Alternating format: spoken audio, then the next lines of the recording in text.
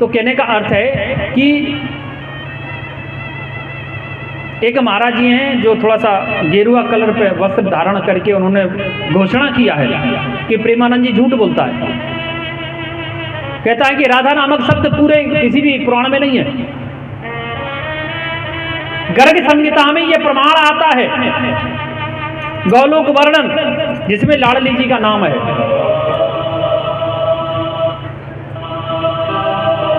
किशोरी राधा रानी लाडली सरकार अपने पुत्र बता सुख को कहने लगी कि बोले पुत्र आप मृत्यु लोक में चले जाओ और मृत्यु लोक में जन जन में भागवत धर्म का प्रचार करो। सुख रोने लगा, बोले मैया मैं नहीं जाऊंगा। बोले चले जाओ। बोले नहीं नहीं मैं नहीं जाऊंगा। बोले क्यों नहीं जाओगे? बोले कि मैंने सुना है अंडा जो उद्भिज जरायु जो भी है जो मृत्यु लोक में जो जन्म लेता है, एक बार जैसे ही वो जन्म लेगा तो मायापति की माया उसको सताना प्रारंभ कर देगी, फिर वो जन्म और मरण के चक्र से छूट नहीं सकता। इसलिए मैं नहीं जाऊंगा, मुझे जन्म मरण के चक्रव्यूह में नहीं फंसना है। तब भगवान गोविंद उसको वचन दिए कि सुख मैं आपको वचन देता हूं कि ब्रह्मा की संपूर्ण सृष्टि में एकमात्र आप ही ऐसे प्राणी होंगे जिनके ऊपर मेरी माया का कोई प्रभाव नहीं होगा, अन्यथा मेरी माया से कोई बच नहीं सकता। माया बड़ी बलवती है। माया के वशीभूत होकर के देवर्षि नारद एक बार स्त्री बन गए। माया बड़ी प्रभावशाली है। ये प्रसंग श्रीमद् भागवत महापुराण में नहीं आता है, ये प्रसंग श्रीमद् देवी भागवत महापुराण में आता है।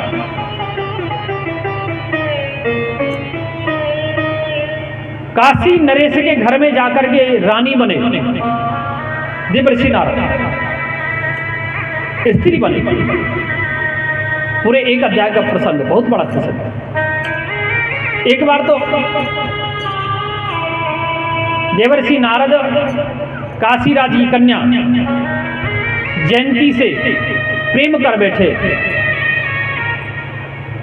पर्वत मुनि उनको श्राप दे दिए, जिसके कारण कई वर्ष तक नारद जी को बंदर मुख बनकर के रहना पड़ा।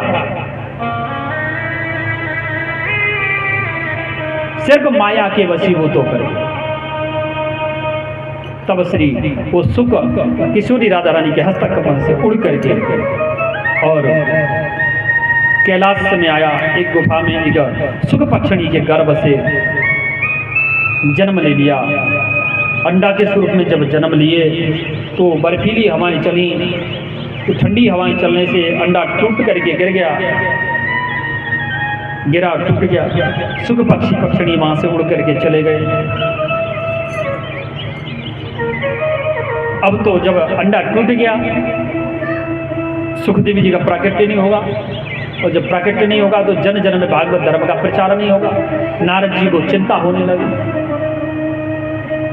नारम अज्ञानम धति खंडति इति नारद, जो अज्ञान का खंडन कर दे, ज्ञान प्रदान करे, उसका नाम नारद है।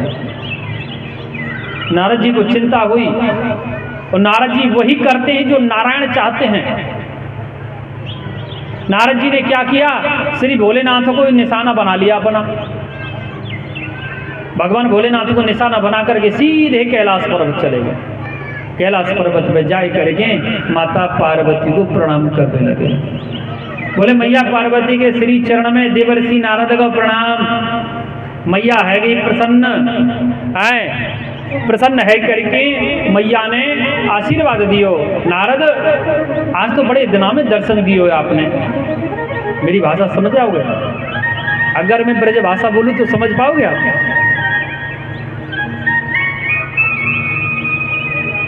क्या मैं ब्रज भाषा में कथा करूं? ऐसा हाथ उठा के बोलो आप लोग।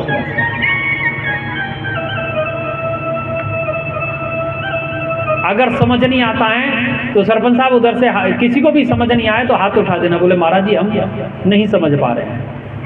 कहीं ऐसा ना हो मैं बोलता रह जाऊं और आपके 1.5 फीट सिर के ऊपर से निकलती रहे बात।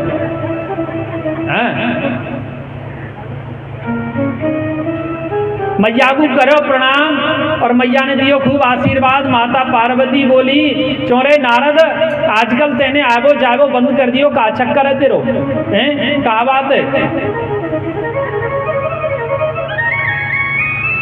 नारद जी ने मुंह लटका लियो। अरे मैया मैंने जागो यूं बंद कर दियो है कि मैं देख लिये कि सूर्य नर मुनि सबकी यही रीति, और स्वार्थ लाग करई सब प्रीति। देवता असुर मनुष्य सब ही की यही रीत बन चुकी है कि एक भैया को भैया से स्वार्थ का प्रेम हो गया, पति पत्नी में स्वार्थ का प्रेम हो गया, भाई भाई में स्वार्थ का प्रेम है, पड़ोसी पड़ोसी में स्वार्थ का प्रेम।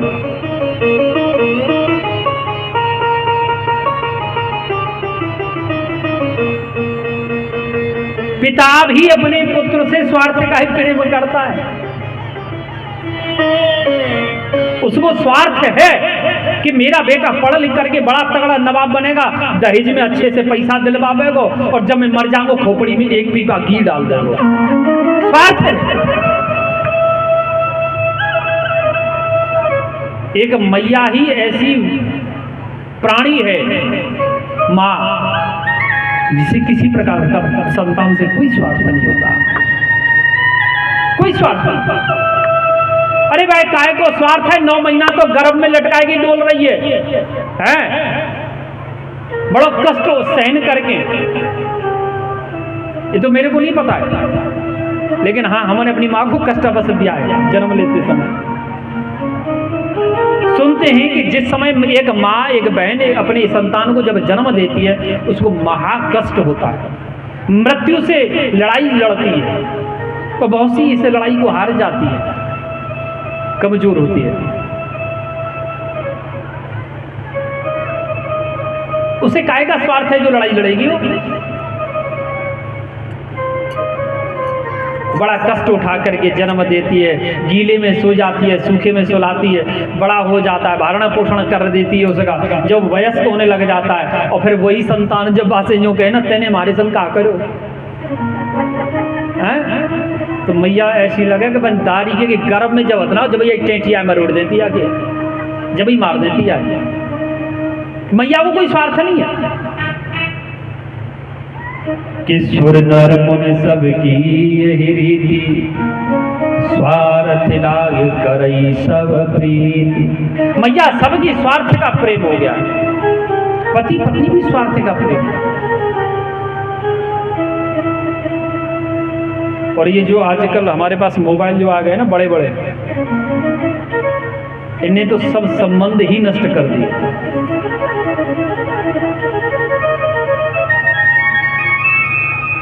संबंध इतने नष्ट कर दिए, भैया भैया अगर दोनों आसपास बैठे ना, एक दूसरे के मोबाइल से जुआ, जो क्या बोलते हैं आप लोग, सिर में जो कीड़ा पड़ा ढीला ढीला बोलते हैं, ढीला निकाल रहे हो, मोबाइल में लगे। अरे लगो, सब चीज का समय है, सब चीज का समय। मोबाइल ने संबंध खत्म कर दिया।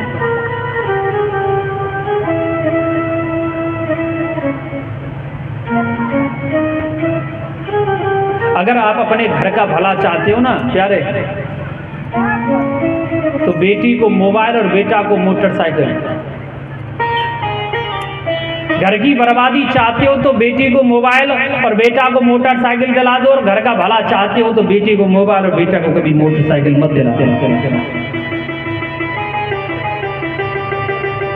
कभी मत देना। जितना ही हमारे जीवन में सदुपयोगी है उतना ही दुरुपयोगी भी है, उतना ही दुरुपयोग है। नारद जी महाराज अनेक अनेक प्रकार से मैया को समझावे लगे, तो माता पार्वती को गर्व है गयो, अहंकार है गयो। बोली ना ना नारद, ऐसी कोई बात ना है, हमारे भोलेनाथ तो बड़ा प्रेम करें हमसे, और इतना प्रेम करें भोलेनाथ कि स्वप्न में यदि भगवान के दर्शन है जाएं, मंदिर देवालय के दर्शन है जाएं, या गुरु के दर्शन आ जाएं, किसी को नहीं बताना चाहिए, लेकिन हमारे भोलेनाथ को भी बता दें।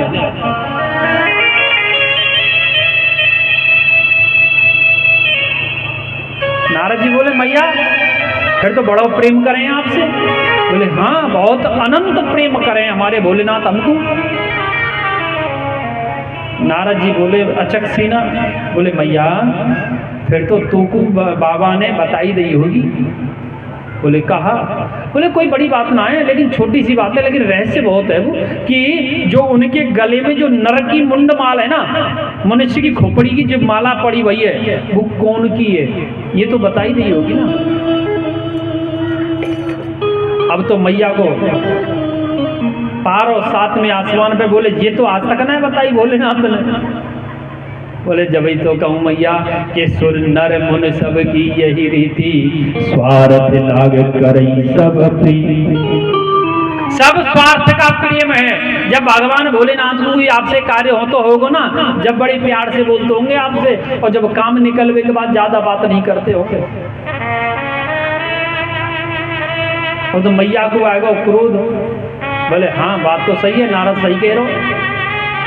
सिंगार को दियो त्याग और जाके मैया लेट गई को भवन में, और कहते कि नारद अगर भोलेनाथ दिख जाए तो बता दीजो। भोलेनाथ के ये नारद जी प्रणाम करके चले। बोले मैया अब आप जानो और आपके पति देव जाने, हम तो चले, क्योंकि अग्नि में घी डालने का काम हमने कर दिया अपना। रास्ते में भेटाव हो गया श्री भोलेनाथ से, भोलेनाथ को प्रणाम करो और कहने लगे वो प्रभु आप थोड़ा शीघ्रता से चले जाओ कैलाश। बोले क्यों? अरे वो मैं गए हो ना कैलाश पे दर्शन करवे, तो आप तो मिले नहीं, मैया के दर्शन है गए। मैया ने कही है कि लाला अगर कहूँ तो बाबा दिख जाए तो जल्दी भेज दियो। आज भोलेनाथ समझ गए कि हमारा रोटी पानी बंद, आज बंद है। भोलेनाथ पहुंचे तो वही कांड मिले को घर में, मैया पड़ी भैया को भवन में। और जैसे ही भोलेनाथ जाके बोले देवी क्या बात है, काय को क्रोध आए रहे हो? बोले मैया पार्वती बोली तुम कपटी हो, हमें नहीं पता कि हमारा पति इतना कपट करे हमसे। भोलेनाथ बोले देवी मैं राम जी की सौगंध खाऊं, मैंने आज से कोई कपट नहीं करो, कोई छल नहीं करो, कोई झूठ नहीं बोलो। तो बोली आज तक आपने ये क्यों ना बतायो कि आपके गले में जो नरमुंड माल है वो किसका है? भोलेनाथ मुस्कुरा गए, हंस गए। बोले देवी हमें इतना क्रोध करने की बात का है? अरे कहू और के ना है, ये तो आपके हैं, क्योंकि हम आपसे अनंत प्रेम करें, अखंड प्रेम करें।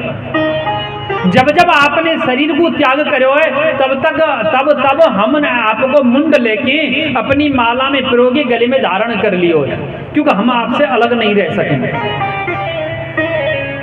तो माता पार्वती क्रोध और बढ़ेगो। बोले आप कपटी नहीं हो, आप तो महाकपटी हो। बोले अब का है गयो? बोले अब जी है गयो कि मैं इतनी बार मर गई, मैं इतनी बार शरीर को त्याग कर चुकी हूँ जो आपके गले में प्रमाण है, लेकिन आपने कितनी बार शरीर को त्याग करे है, कोई प्रमाण है आपके पास? बाबा बोले कि देवी मैं ना मर सकूं, मैंने अमर होने वाली अमर कथा को रसपान कर रखा है। माता पार्वती उठ करके भोलेनाथ के चरण पकड़ लिए। बोले प्रभु ये जन्म और मरण के चक्रव्यूह से मेरी मुक्ति चाहती हूँ। भगवान भोलेनाथ उत्तरी भाग में लाए एक, उसी गुफा में आकर के भगवान भोलेनाथ माता पार्वती को श्रीमद् भागवत महापुराण श्रवण कराएं। प्रथम दिन की कथा के प्रभाव से 7 दिन वो कथा चली, अनंत चली। आपकी जैसी नहीं है सिमरा वालों की तरह, शाम को टाइम दे रहे हैं 6 बजे को, आ रहे हैं 7:30 बजे। ऐसे ही मुझे दिखाई नहीं दे रहा है, कुर्सी पे दिख रहे हैं कि कुर्सी पे आप लोग बैठे, लेकिन चेहरे मुझे दिखाई नहीं दे रहे, क्योंकि लाइट का फोकस है मेरे चेहरे पे, मुझे कुछ दिखाई नहीं दे रहा है आगे। समय का बदलाव करना है क्या आप लोगों को? अगर बदलाव करना हो तो हाथ उठा के बता दो। क्या 6 बजे से 9 बजे तक कथा सही है? एक बार हाथ उठाओगे, जब तो वोट पड़ेंगे, नहीं तो कुर्सी गई। और 7 से 10 वाले हाथ उठाओ, 7 बजे से 10 बजे वाले।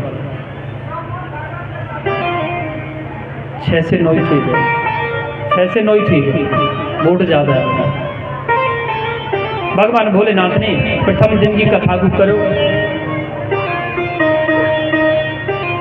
तो अंडा साबुत रह गए। दूसरे दिन की कथा में अंडा के अंदर जीव को प्रादुर्भाव है गए और तीसरे दिन अंडा से जीव ने जन्म ले लियो। चौथे दिन अंडा ने राम जन्म कृष्ण जन्म को आनंद उठायो। पांचवें दिन बाद जीव ने भगवान की बाल लीलाओं को आनंद लियो। छठवें दिन भगवान की लीलाओं का आनंद लियो। और जब श्री भगवान 10वें स्कंद के उत्तरार्ध में आए, भगवान भोलेनाथ उद्धव गोपी संवाद जब सुनाने लगे तो माता पार्वती समाधि में चली गई। उनको समाधि लग गई, ओंकार बंद कर दी बोलना, तो सुख बोलने लगा। इधर माता पार्वती का जब भगवान भोलेनाथ द्वादश स्कंद का जयकारा लगाए कि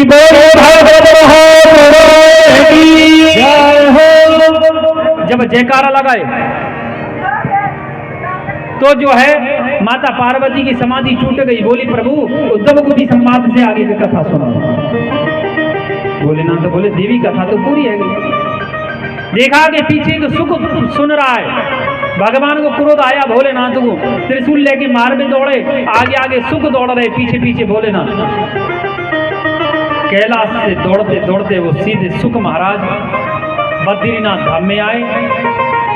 बद्रीनाथ धाम में आकर के देखा कि साम्य प्रास के महंता पाराशर नंदन भगवान के अंश अवतार श्री वेदव्यासी महाराज की पत्नी माता विठवा देवी अपने ऋतु मास का स्नान करके केश शुद्ध करके केश सुखा रही हैं और उनको भाई आई। जैसे मुंह खुला वो सुख वायु बन करके उनके मुख में प्रवेश किया और अंदर गर्भ में जाके बैठ गया।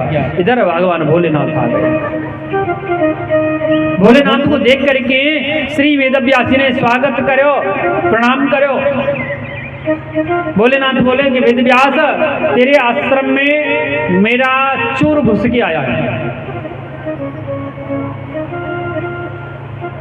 वेदव्यासी हंस गए, हंस के बोले प्रभु चोर जो है आपके क्या चोरी करके लाया है? अगर ब्रह्मा इस बात को कहते तो शायद उनके वेद चोरी किया होगा।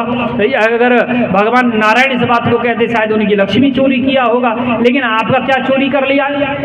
बोले मेरी अमर कथा को रसपान कर लिया है। श्री वेदव्यासी महाराज दंडवत प्रणाम करने लगे। बोले प्रभु मैंने नाम सुना था आपका भोले, भोला, आप लोग कहते ना भोला हैं, लेकिन आप कितने भोले भाले हैं ये मैंने आज देख लिया। बोले कैसे? बोले प्रभु जो अमर होने वाली कथा का रसपान कर लिया हो, रसपान करके जो अमर हो गया हो, क्या वो आपके हाथ से मृत्यु को प्राप्त होगा? इतना जब वेद व्यास कहे तो भोलेनाथ को बड़ा अचंबा हुआ। ध्यान लगा के देखे तो किशोरी राधा रानी का पालतू पुत्रवत सुख है जो जन जन में भागवत धर्म का प्रचार करने आया है। श्री भोलेनाथ वहां से प्रणाम करके वापस कैलाश चले गए। जिस गुफा में माता पार्वती को अमर कथा का पान कराए वो गुफा का नाम पड़ गया अमरनाथ। बोलिए अमरनाथ भगवान की जय हो।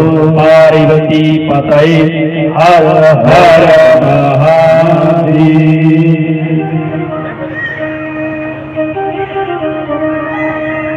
ऊंचे पर्वत भोले शंकर बैठा आसन मा।